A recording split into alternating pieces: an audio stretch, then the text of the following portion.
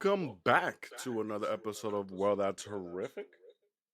Sorry for that brief echo. That should not happen again. And this is going to be a different episode. It's me by myself. Mr. S is not with me today, actually. I know he did the episode last week with his brother in law. I have some responses. I'm excited to talk about Scream 6. So I'll do this episode by my own. Let me know what you guys think. He will be back joining us for next week's episode, of course. We'll have the duo again. Very excited for that as well. Let's get started. Scream 6. What did you guys think? I was actually a really big fan of this movie.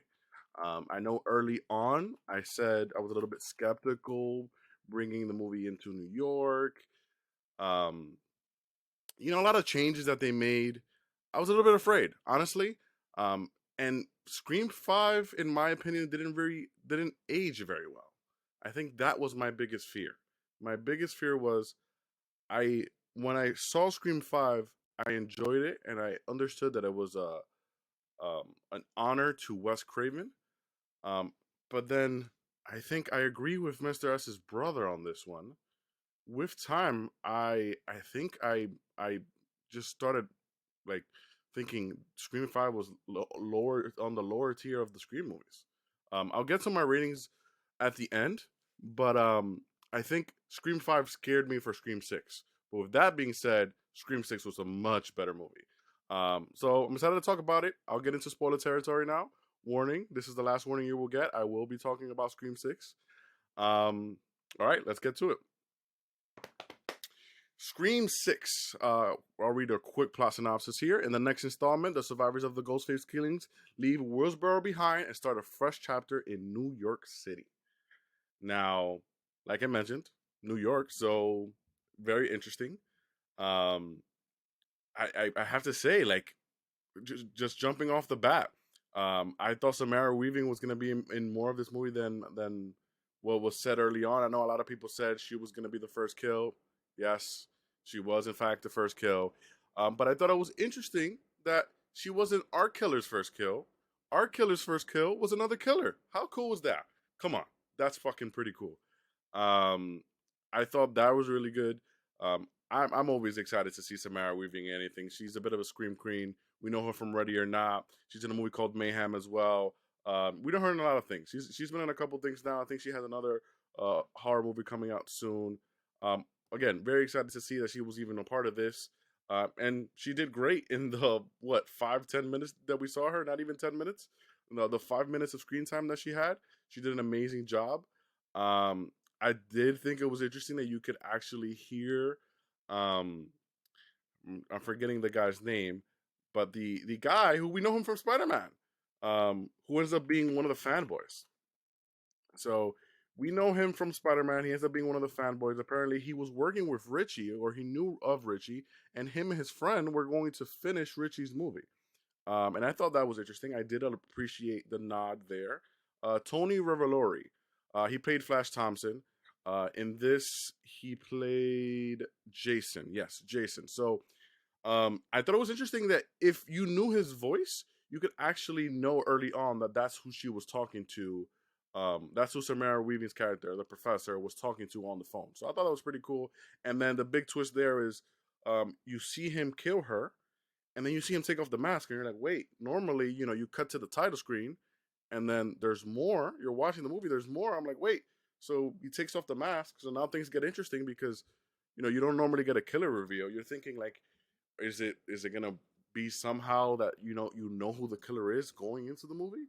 I mean that wouldn't be that would be very strange. I don't know how people would feel about that. But then once he starts getting a call, then you get the drill. You know what's going on.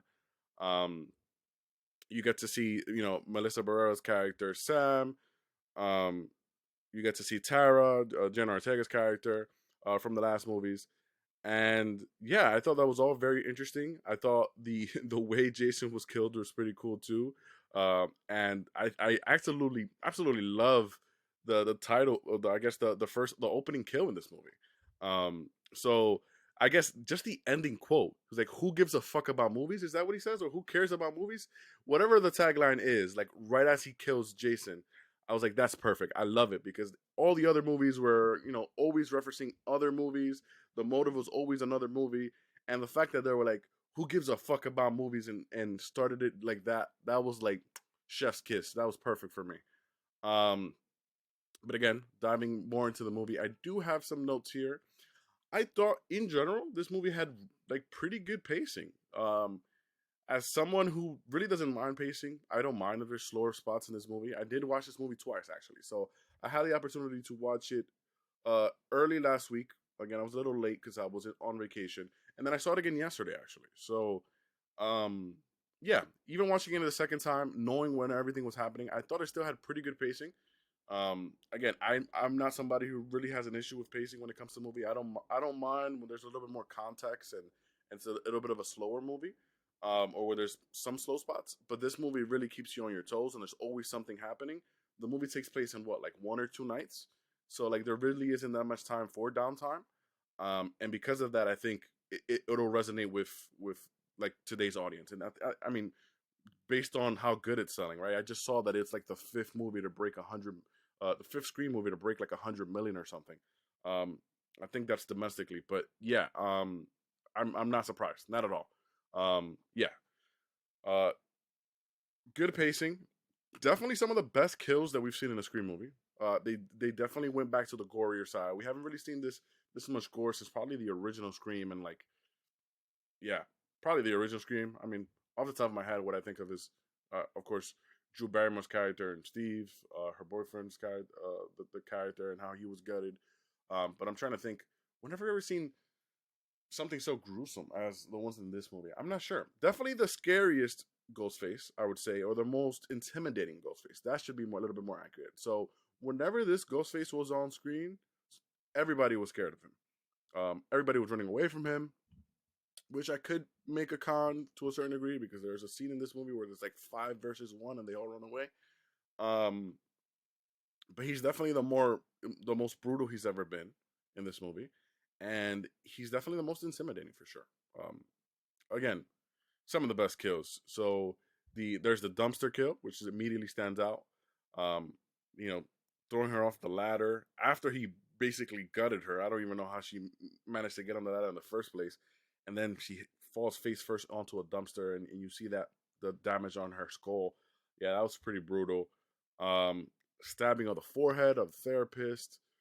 Um, Even Jason, you can see him getting gutted early on. There's a lot of brutal kills in this. Yeah. Um, what else? Oh yeah. So I did have here the double knife clean. I know that Mr. Essen and his brothers had a talk about this one. I thought that was pretty cool. I did not actually realize that was the in fact the first time we've seen two ghost faces on screen. So I thought that was pretty cool. Um, More on that later. Um, like I mentioned, probably honestly, this is probably like the second best opening scene that we've seen in a Scream movie, hands down. Um, yeah, I'll skip over that since I already mentioned it.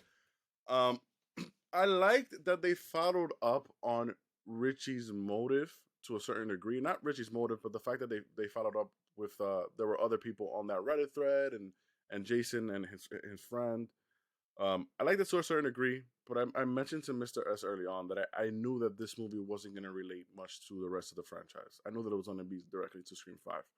I don't see them really making a connection to anything else, especially considering that Sydney wasn't in this movie. So I already knew that. Um, the rules of a franchise. I saw Mr. S mention sequel to a requel.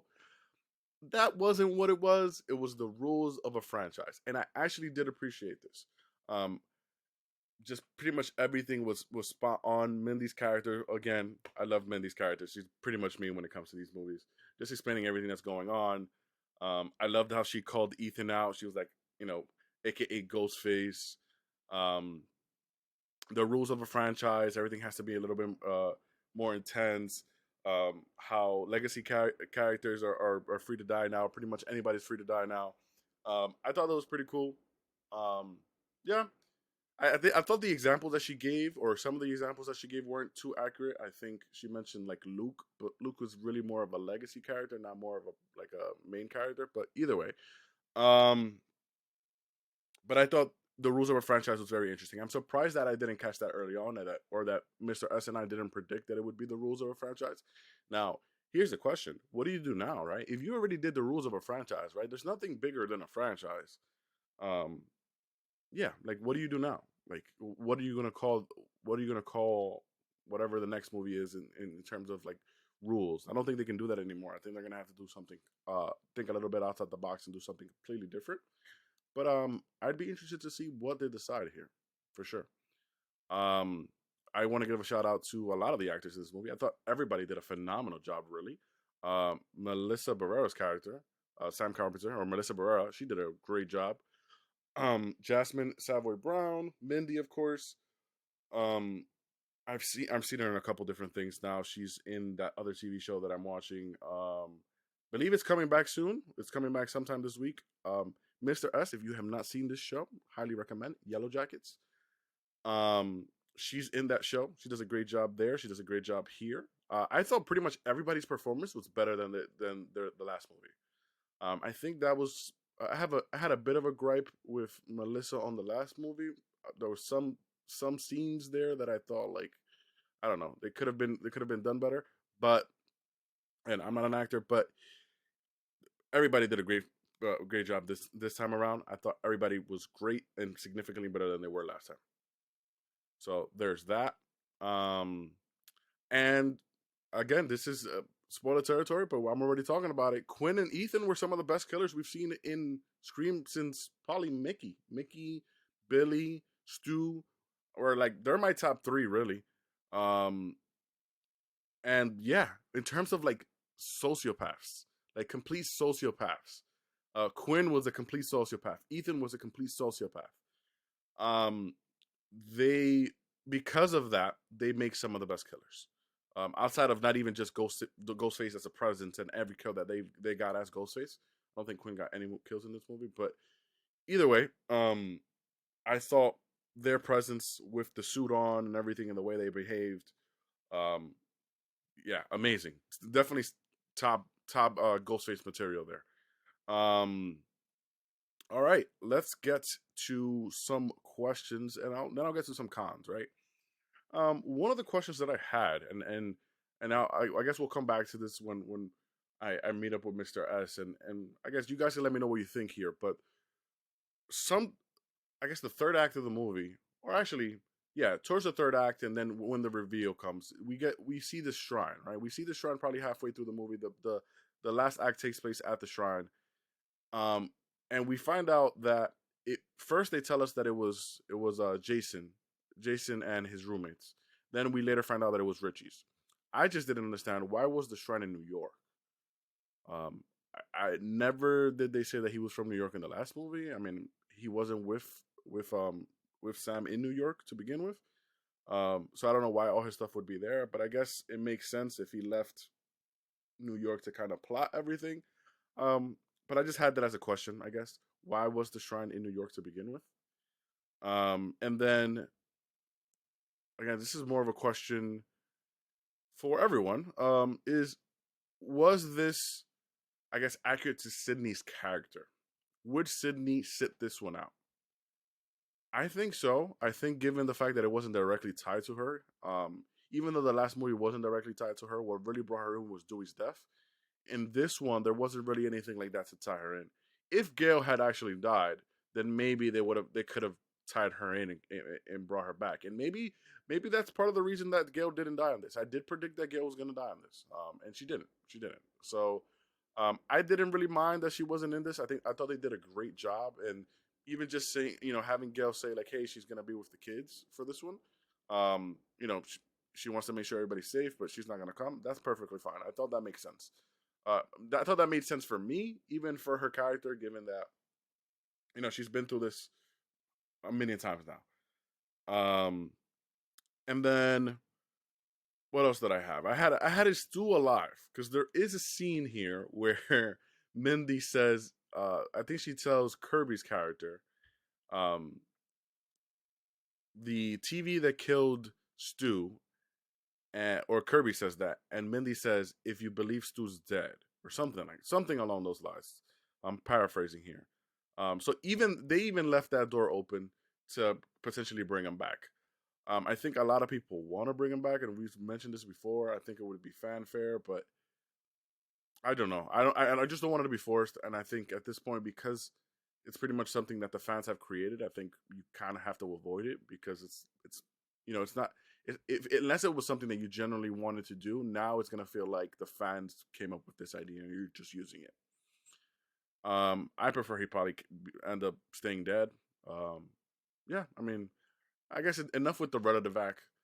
I don't know if you want anything created, anything related to him. I did like the kind of red herring with the poster and everything, insinuating that it could possibly be him.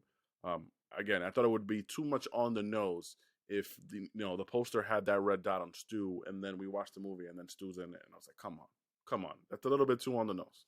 Like you can't just tell us the killer in the poster. That'd be too much. Um, and then I did have here, why was Tara okay with Sam killing? In this case, um, the very last scene, she kills Detective Bailey.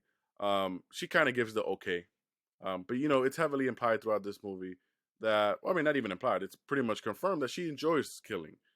That's the whole reason that her therapist kind of gets triggered, is that she says that the reason she's going to see the therapist is because she enjoys it.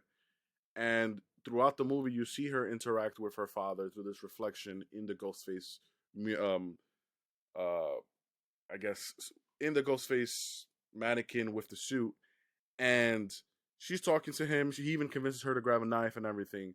But I thought it was very interesting that she did put on the suit. She did wear the mask. She did kill Bailey. I thought for sure when Tara came, she wasn't gonna actually kill him. But Tara really just gave Sam the okay to like finish the job, and I thought that was interesting. I thought that that's I think that's accurate to today's times. I think it would have been different if it would have came out maybe 20 years ago. Um, but today's time, I think that makes sense. Give them the okay, and then you're good to go.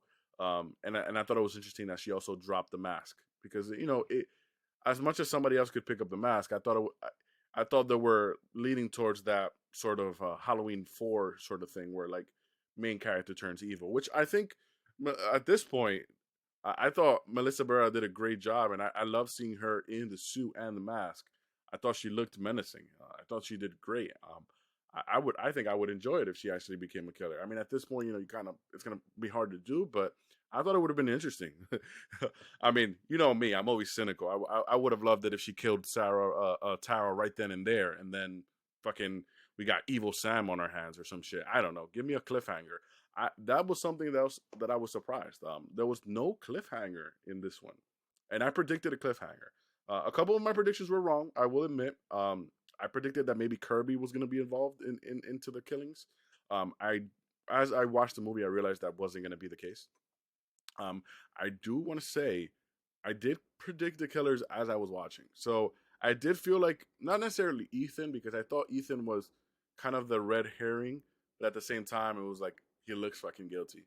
Um, but I knew, to me, Bailey was sus, man. The way Bailey spoke after Quinn was killed, like, you fuck with my family, you die. Like some of the lines and the way, I think they were intentionally executed that way. I don't think it was his acting at all. I think it was intentionally executed that way so that you can kind of see it that there's something off with this guy. Outside of the fact that obviously he was the killer, but I think he's a legit sociopath as well. Um, but because of that, I did predict Bailey. And I did actually predict Quinn, where I predicted not necessarily Quinn, but I predicted a character that had died. And because not many characters had died that we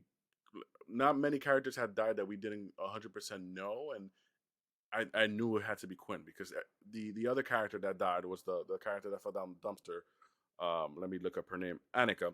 I knew that it wasn't her, and I was thinking the way Quinn died could possibly be her. Again, I'm not gonna say that I predicted them 100%, but I knew Bailey was sus, and it made sense. The moment Bailey was the killer, it made sense for Quinn to be the killer, and then again, it makes sense for Ethan to be related. But Ethan, I didn't guess it, but I was a little bit sus. Um, what else? I guess I did speak about, yeah, no cliffhanger. I was a bit surprised that they didn't leave a cliffhanger onto the seventh movie. I thought this would have been a great opportunity to just leave that door open. And even if Sydney wasn't in this movie, they could have done a quick reshoot. Not necessarily a reshoot, but they could have added a little clip of her or even a voice of her at the very end if they wanted to just confirm that she will be in the next movie or something. But either way, I'm sure they're gonna reach out to her again. Um, I think if you, especially if you're planning on ending the franchise anytime soon, I think you have to bring Sydney back for at least one last time. I mean, I would love it if she was the opening death, but again, that's just me. Um, what else do I have here? I intentionally put this background here, so this background that you see of Ghostface running. Um, I think last time I was on camera, I did have this in the background, but I don't think this shot was ever in the movie. That's the reason I wanted to bring this up, actually. Um, just a couple things I noticed. This particular shot wasn't in the movie, and I don't think. Correct me if I'm wrong. I've seen the movie twice now, but I never heard the line "I'm different." That was a specific trailer thing. I think that was specifically for the trailer, which I guess I'm totally fine with. Um, but how different were they really? Um, I know Mr. S spoke about the the unpredictability factor, right? How unpredictable the killer would be. I think they were right to say that the most unpredictable killer was uh, Jill, Emma Roberts' character, 100%. I don't think it's even close. I think nobody knew who was her. I think that one was really hard to guess, and because her motive was completely something that it was relevant to the time, and even a couple years later, I think that was very difficult to guess, and I think this one was a little bit more predictable. Also, I do agree with a lot of the Scream 2 parallels. I think they even made it a thing to mention them in the movie, like the way Randy was killed, the college setting, um, the revenge, motive. I think that was all. Mr. spoke about it. Yeah, that was pretty much the same idea that they had for the original script before it was leaked. It's like this was pretty much what they had in mind. He basically just said, "Oh, let's do that script, but let's do it in New York now." I do agree. Also, actually, I'll come back to this point. Something else that I noticed, and I'll ask Mr. S to double check this. I saw the movie twice now. They do this mask countdown, and if you recall, I mean, I'll do the countdown here live. So the first mask was dropped at Jason's death, and that was Richie's mask. Then the second mask was dropped at the bodega. That was Jill and Charlie's mask. The the the next mask was dropped. Shit, I'm trying to remember. So the next mask would be Roma's mask. That was dropped at Quinn's death, and then I think that's it, right? Yeah, we only get those three until the very end. Now, this is where it gets interesting. This is where I got a little bit confused, right? Because at this point, we're missing Mrs. Loomis's mask, and we're missing Mrs. Loomis's mask, and we're missing Billy's mask, Billy and Stu's mask. But at the very end, when it's revealed all the masks, they still have three more masks. So we're only expecting two more. But then Ethan's character says, "This is your mother's mask." I mean, sorry, this is your grandmother's mask, which is Mrs. Loomis. He had that mask. She had, I think Bailey's character says that Quinn had Stu's mask, and then he pulls Billy's mask out of his shirt or out of his jacket. And I was confused. I was like, okay, so there's two masks from part one, and then every other movie only had one mask. I don't know, just a bit of a weird countdown. Something that I noticed. Again, strange, just because the countdown was really, six down to 1-1. There was two ones, but either way, um, just something that I noticed, something that I thought was a little strange. We can get into some of the cons, but before I get there, I guess I want to say I did think this movie was significantly better than pretty much every other not every other. Well, I guess when it came to the sequels, like this movie was pretty good, man. Like four wasn't necessarily like a sequel. Yes, it's the fourth one, but I'm thinking more so like two continuing one, and then six continuing five, and three continuing two even. Yeah, in terms of that, I think I really enjoyed this. So before I get into the cons of this particular movie, I do want to say I would rank this third amongst probably all these Scream movies, and that's my personal opinion. I think some people would have this even number two, possibly number one. I think Mr. Asnat had this number two.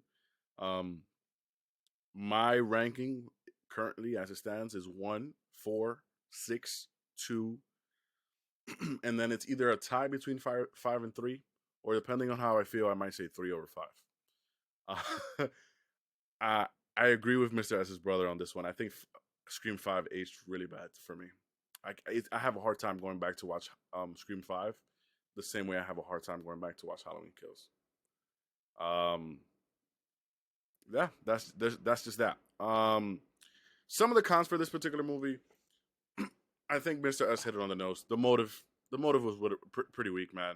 I don't buy that the entire family was sociopaths, and it's revenge again. I, I mean, it is what it is, but the fact that the entire family, we're talking about dad, mom, and I mean dad, sister, and brother, all sociopaths. I thought Tara's line of like, what is it, great parenting? I thought that was awesome because yeah, like what the fuck, bro? Like your entire family is sociopaths. Like you literally got your kids to help you kill. Sorry. Um. Yeah. I also don't really buy Kirby being a cop. To be honest, I thought that was a stretch, and I said that early on. I said that the moment I it was revealed in like one of the posters or something that Kirby was a cop. I thought I don't know how I feel about that really. And I mean, I think they do joke on it. Gail does mention like, hey, like she's a kid, and she says something like she's 30. Again, it's a little bit strange, and even the way she was dressed like. Correct me if I'm wrong, guys. She was dressed like, I don't know, like a Terminator or something. She was dressed like a, I don't want to say like a PI, but like I don't know. She had like this jacket with silver straps. Like, what is this? I don't know. I don't know. If they would have if they would have made her, I guess, look a little bit more professional, they would have made me buy the character a little bit more. But I guess they played into the fact that Hayden Panettiere is young, and it just made her look a little bit more hip, and maybe thought people would be okay with that.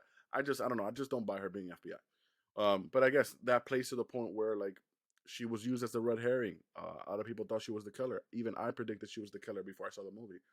Um, but that's just that really. Um, I thought I noted this as a con, but only it really depends from person to person. I put pretty easy to predict the killers, but that was just me. I know Mr. S is probably laughing somewhere because him and his wife predicted the killers from posters. Somehow they just look at people and say, "Hey, that's the killer." If I'm not mistaken, he told me his wife literally pointed at Quinn, and then he predicted Ethan. So yeah, I don't know, man. If you guys, I, I, for the team that made Scream Six, like just contact Mr. S before you make the movies. Make sure he can't predict the killer just by looking at the fucking characters. Um, what else? I mean, probably, arguably the biggest con of this particular movie. This is it here. This is the biggest con. A lot of the characters have way too much plot armor. I mean, the obvious one. There's no way, and there's literally no way Chad survived. He got stabbed multiple times, and I thought it was funny that Mr. S's brother-in-law said it. He said the one time we see two ghost faces on screen, they don't even finish the kill. Like they don't kill him. The guy survives. He gets stabbed a whole bunch of times, and he somehow still survives. That pisses me off. But again, he survived the last movie after being stabbed a whole bunch or being stabbed several times as well. So like, I don't know. I don't buy him surviving this. As much as I love the idea of the core four. I don't know how I feel about that. I don't know. They're playing a little bit too safe. I think the movie would have been better if they would have killed him straight up. I also thought there was no way Gale survived. I thought, I mean, as I'm speaking to this about this now, I think it maybe her surviving maybe did have to do with the fact that Sydney wasn't in this movie. Um, but yeah, no way she survived, especially at her age, being stabbed like that multiple times. Yeah, no way she survived. Absolutely no way. If I don't see her in a fucking wheelchair in the next movie, I'm gonna be upset. Even Kirby. I even put this. Kirby should have probably died in this movie. She got shot, stabbed. Like, I don't understand. Um, or stabbed, shot, stabbed. I don't know. She got hurt several times and she somehow still survived. I would have bought maybe one of those three characters surviving, and if anybody was going to survive, it would probably be Kirby. But even she, I think, was a stretch to have survived. Um, I also put here that they need to stop with the trope of the killer being knocked down and then just them not doing anything about it and like continuing or like running away. I say this because Scary Movie had made fun of them uh, about this, and they still kept on doing it in several of the movies. And I think it probably is worse in the last two movies than it was in the Wes Craven ones or in Scream 4 and 3 and 2. Well, 4 at least. Um, but like there are several times in this movie where I felt like they could have done something to Ghostface and they just decided to run. Especially Chad's muscular ass. Like he's literally established as the muscle in the first act of the movie, and then he knocks down Ghostface like three times and decides to run away every time. Um, I don't know. That's just my take. If you want to make it a little bit more realistic, come on, like do something about it. Fight Ghostface. Um, I didn't notate this as a con here, but I'll go ahead and mention it because I mentioned it earlier. The scene where Quinn's body is thrown, the scene where Cute Boy sees the Ghostface across the window. When Ghostface comes out of that room, granted he throws Quinn's body, and that does scare people. They are five people, five, and he is one. And the most, I get it. There are a couple. The most muscular man runs out the room and leaves all the girls to die. I thought that was hilarious. I get it. He was saving Tara's character, but still, I thought that was hilarious. And again, 5v1. I like my odds. I like my odds. Even if one of them would have died, they could have taken him down. I mean, that one of them was gonna die regardless, right? By that logic. But um, yeah, I thought that was strange. I also, again, as a bit of a horror fan myself, I thought it was weird seeing Mindy and Kirby bond about horror movies. Like, I get the idea that they're both horror fans, but like the types of the questions that they were asking weren't as interesting as like every other movie when they talk about horror, where they talk about like elevated horror or like very obscure franchises. Like, I think there's a fun fact from Screen 4 where it's like Peeping Tom, or isn't that movie? I think it's like Peeping Tom is the first time you see the killer's POV or something. I was like, that's a fun fact. But in this, when they're bonding of like, what's your favorite Friday the 13th movie? What's your favorite what was it? It was Friday the 13th. I don't remember. Friday the 13th, and then I think the only one that I thought was interesting was like, oh, Psycho 2 was underrated or something. I don't know. I thought they could have done a little bit better with their bonding there over horror. But again, that's not a big complaint. That's just something that I noticed. Um, yeah, I mean that's pretty much all the cons that I have for this particular movie. I guess for me it looks a lot more than what it is, and I still really enjoyed this movie. So don't get me wrong. I'm talking about cons here, but there are a lot more pros than there were cons. I'm rating this movie still top three in terms of Scream movies. And if I'm being honest, man, Scream 3 was rough, but there are good elements to that movie. I don't think there actually is a bad Scream movie. Like, my honest opinion, I don't think there's a bad Scream movie. Like, I get it. Scream 3 is probably the worst one. I mean, a lot of people say Scream 2. But even then, I wouldn't say bad. Like, I would not say bad. I think all Scream movies are good. At least good. I would say this is great. I'm going to go ahead and I had this rating written down before I even saw what they said, but I'm gonna go ahead and agree with Mr. S on this one. I'm gonna say this movie was great, and I would give it an 8.5 out of 10.